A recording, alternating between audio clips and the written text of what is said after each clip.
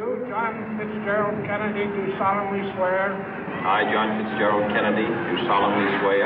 That you will faithfully execute the office of President of the United States. That I will faithfully execute the office of President of the United States. And will, to the best of your ability. And will, to the best of my ability. Preserve, protect, and defend the Constitution of the United States. Preserve, protect, and defend the Constitution of the United States. So help you God. So help me God.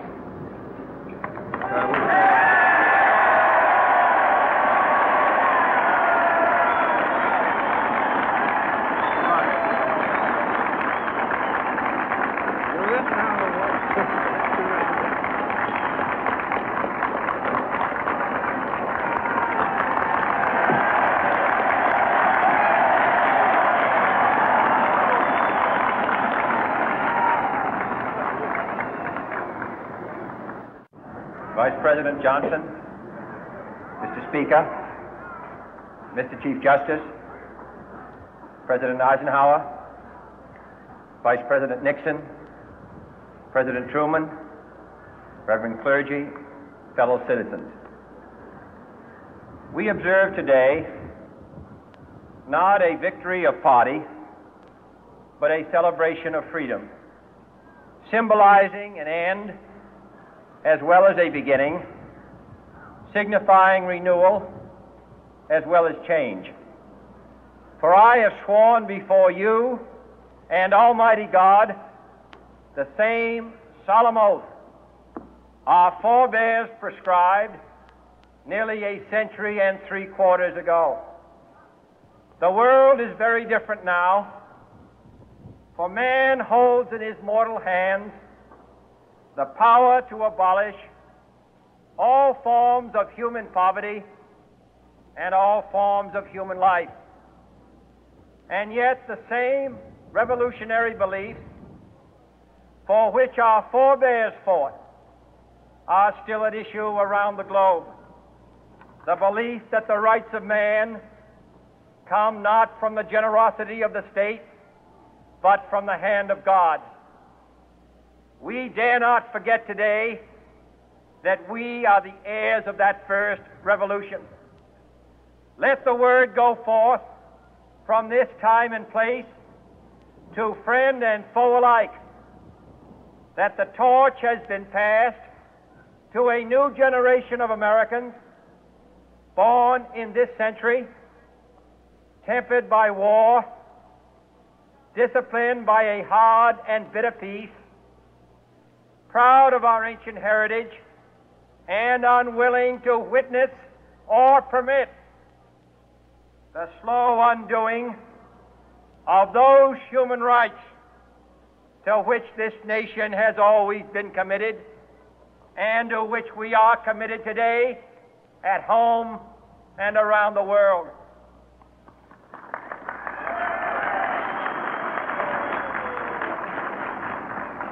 Let every nation know, whether it wishes us well or ill, that we shall pay any price, bear any burden, meet any hardship, support any friend, oppose any foe to assure the survival and the success of liberty.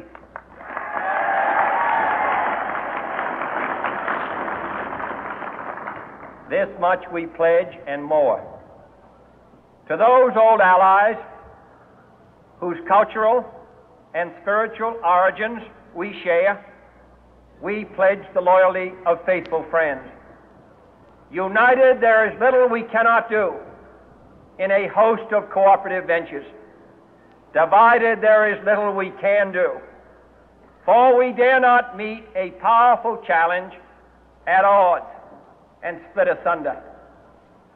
To those new states whom we welcome to the ranks of the free, we pledge our word that one form of colonial control shall not have passed away merely to be replaced by a far more iron tyranny. We shall not always expect to find them supporting our view, but we shall always hope to find them strongly supporting their own freedom, and to remember that in the past, those who foolishly sought power by riding the back of the tiger ended up inside.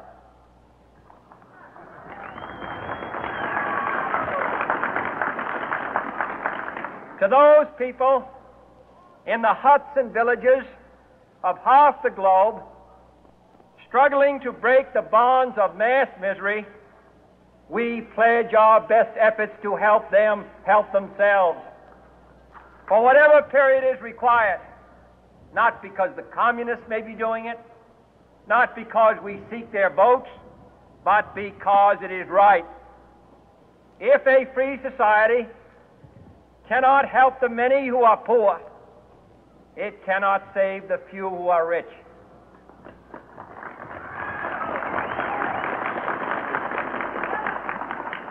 To our sister republics south of our border, we offer a special pledge to convert our good words into good deeds, in a new alliance for progress, to assist free men and free governments in casting off the chains of poverty.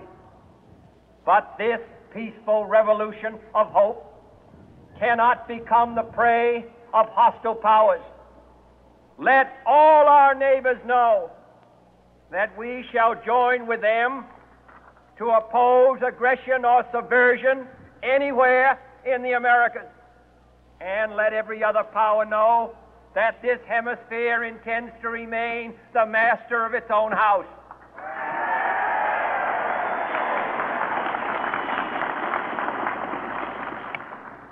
To that world assembly of sovereign states, the United Nations, our last best hope, in an age where the instruments of war have far outpaced the instruments of peace, we renew our pledge of support to prevent it from becoming merely a forum for invective, to strengthen its shield of the new and the weak, and to enlarge the area in which its writ may run.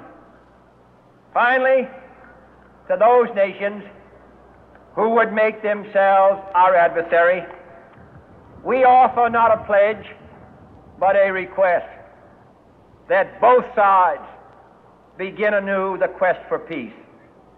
Before the dark powers of destruction, unleashed by science, engulf all humanity in planned or accidental self-destruction, we dare not tempt them with weakness, for only when our arms are sufficient beyond doubt can we be certain beyond doubt that they will never be employed. But neither can two great and powerful groups of nations take comfort from our present course, both sides overburdened by the cost of modern weapons, both rightly alarmed by the steady spread of the deadly atom, yet both racing to alter that uncertain balance of terror that stays the hand of mankind's final war. So let us begin anew, remembering on both sides that civility is not a sign of weakness, and sincerity is always subject to proof. Let us never negotiate out of fear, but let us never fear to negotiate.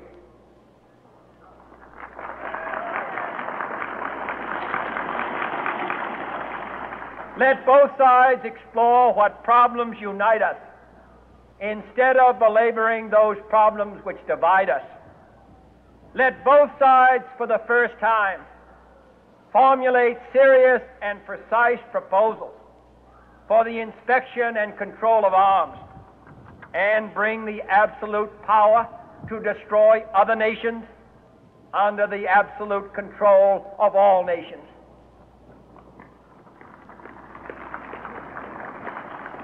Let both sides seek to invoke the wonders of science instead of its terrors.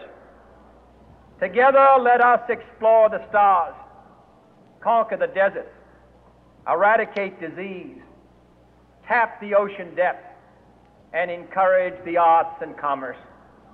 Let both sides unite to heed in all corners of the earth the command of Isaiah to undo the heavy burden and let the oppressed go free.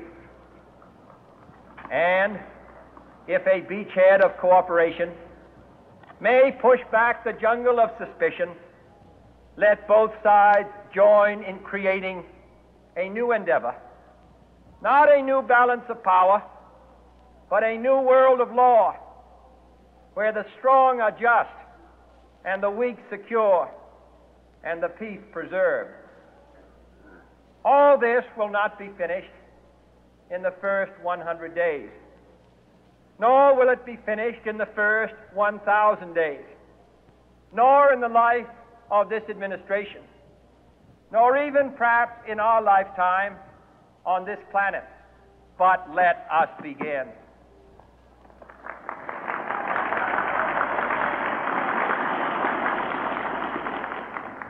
In your hands, my fellow citizens, more than mine, will rest the final success or failure of our course.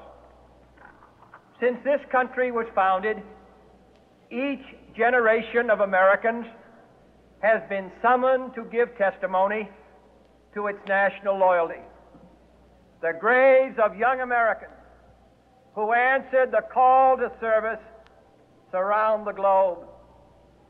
Now the trumpet summons us again, not as a call to bear arms, though arms we need, not as a call to battle, though in battle we are, but a call to bear the burden of a long twilight struggle, year in and year out, rejoicing in hope, patient in tribulation, a struggle against the common enemies of man, tyranny, poverty, disease, and war itself.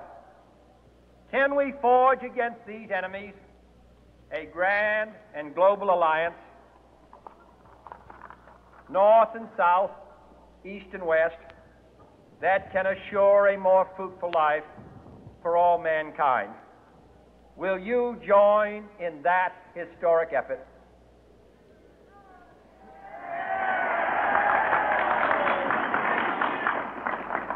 In the long history of the world, only a few generations have been granted the role of defending freedom in its hour of maximum danger. I do not shrink from this responsibility. I welcome it.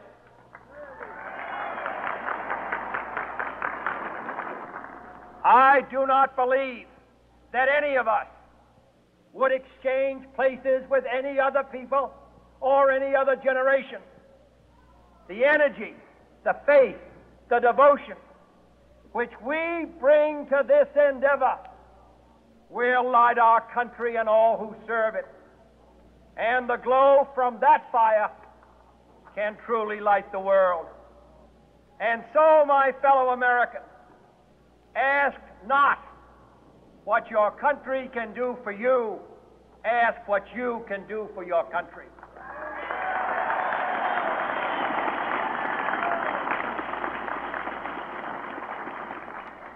My fellow citizens of the world, ask not what America will do for you, but what together we can do for the freedom of man.